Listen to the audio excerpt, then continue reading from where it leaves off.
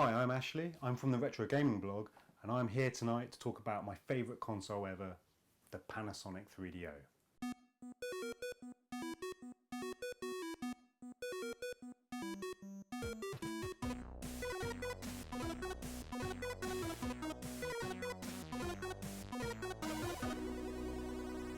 The 3DO is the brainchild of Silicon Valley entrepreneur and EA founder Trip Hawkins. The machine rolled down production come 1996 under prohibitive expense to the consumer, under-supported by its developers, and oversaturated and overshadowed by competition. Conceptualised in 1989 on a napkin, the fruits of labour by hardware designers Robert McCow and Dave Needle were realised in 1993.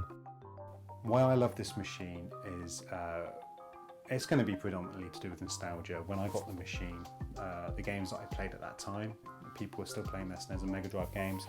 The Mega CD was out as well, but the 3DO, I don't know, it was just a true party console for me at the time, because you could have all your friends over, you could play Pebble Beach Golf, you could play 8-player on it, because the control pads would daisy chain into one another, and you could have 8-player FIFA without a multi-tap. So there were many innovations at the time that were very good for the machine, but the problem was always going to be the business model. 3DO had other companies buy the licensing rights to manufacture the machine. So this wasn't actually 3DO making it, this was companies like Panasonic, like Gold Star, Samsung, AT&T I think at one point were interested or had the licensing rights but never went through with manufacture. And it's because of this system, this setup, they were trying to make a profit on the sell of each console. So that pushed costs up. Whereas other manufacturers like Nintendo and Sega at the time, they were selling their consoles at a loss, but then making money back on the games. What this did do though is it actually made licensing for the games a lot cheaper. So companies could, anyone could make a game. And I think we've seen some terrible games on the 3DO. Plumbers Don't Wear Ties. Not really a game. I got Chris behind the camera giving me a thumbs up. It was an awful game. There were several models out. We had the FC1, obviously the PAL and NTSC versions, and then you had the FC10, which was the kind of, well, pushed as the better model, but in my personal opinion, I loved the FZ1. There was the Gold Star series. Then you had the Robo, which was exclusive to Japan, as was the Tri. You had also like the 3DO Blaster cards, which were for the PCs, where you could get the card and then whack your 3DO discs on there. The console itself is stunning, a pattern-textured aluminium lid embossed with the Panasonic logo, with a front-loading double-speed CD drive. Expansion ports on the side allow for video CD playback, with a planned M2 upgrade. Both were scrapped. It was the first home console to sport a hard drive with a whopping 32 kilobyte storage space. Armed with a 32-bit 12.5 MHz RISC CPU, the architecture was built with FMV games in mind, so the quality of some of the games that relied on that aspect looked incredible when compared to other systems. They just don't compare. The 3DO supported Dolby surround sound via coaxial with S-Video, composite, it even had an RF cable for older TVs. An inclusion of a headphone socket in the pad is genius, as is the 5-meter cord that attaches it to the console. A removable plug in the top of the pad allows for daisy chaining, snubbed by some, but at the time, this was a great idea. It opened up games to an 8-player tournament without the need for a multi-tap. However, a valid gripe is that sore losers could just disconnect the player. Initially, the console had a lot of developer support. Crystal Dynamics was raised on developing for the 3DO, and Naughty Dog, Capcom, EA, American Laser, Digital Pictures, Bullfrog all produced some amazing games. And when I say amazing, the amazing titles really shine as they were built from the ground up around the 3DO hardware. Space Hulk, my favourite game on the 3DO. This is what made the 3DO for me. Space Hulk's very much kindred spirit with Alien Isolation, I think. And that's probably why Alien Isolation is one of my favourite games of the year so far. The game is really difficult, it utilises strategy, great texture work on the environments, amazing sound, and some pretty good AI. And the game's tough, and it's something you don't see today. You know, they've remade this game for the PC, and it's more like the board game. You might as well play the board game. But this is the definitive version. better than the PlayStation version, which they botched, better than the Saturn version, which they did a better job than the PlayStation version.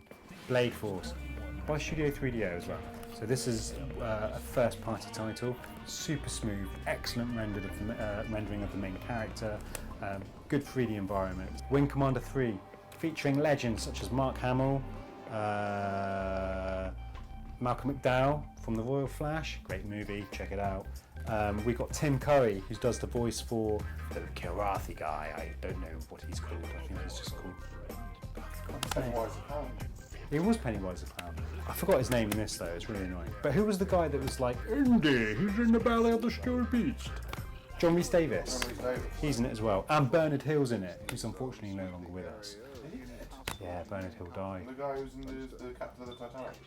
I don't know, but he was in. He's the black dude, so he probably wasn't the captain of the Titanic. No. But he was in. I know he was in Liar Liar. He was the judge in Liar Liar, Jim Carrey. But he's really good. He's a really good actor. I thought he was anyway. And there's a few soft porn actors in there as well, because why not? It's a video game. The first game I ever played on 3DO was Escape from Monster Manor. This game is excellent. Like even now, we played it recently. You liked this one, didn't you, Chris? I did. Monster Manor. I like quite a few of these. Really good. We have to play this. We have to get this on the stream. This is a really good game. It is kind of samey, but it's basically Doom, but really smooth. They sped up the frame rate by taking, graphical features out like the ceiling and the floor. But it still holds up. It's a really good, and some of the level design's quite nice. Some of it gets monotonous as it goes on, but it's one to play. 3DO is an excellent console, and I think it really has been hammered with a bad reputation. But if you're brave enough to pick one up on eBay for a cheap price, get a couple of games, try it for yourself. Try some of the ones that I've mentioned because they are really good, and they are, I think, some of the games that show off the fun side of the console. Even now, they still hold up. And they are quite fun. And I preferred it to the PlayStation. I always did, even when I ended up with the PlayStation. Although there were two games on the PlayStation I loved, which was Metal Gear and Resident Evil. But aside from that, I think these games play better on the 3DO. They look better on the 3DO, and everyone should give the 3DO a chance. What have you got to lose?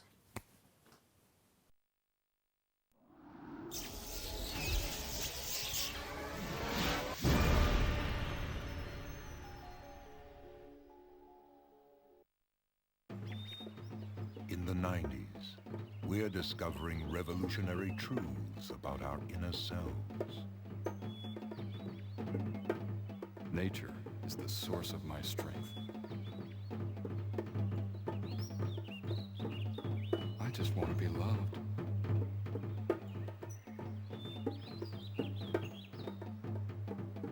Man, this blows.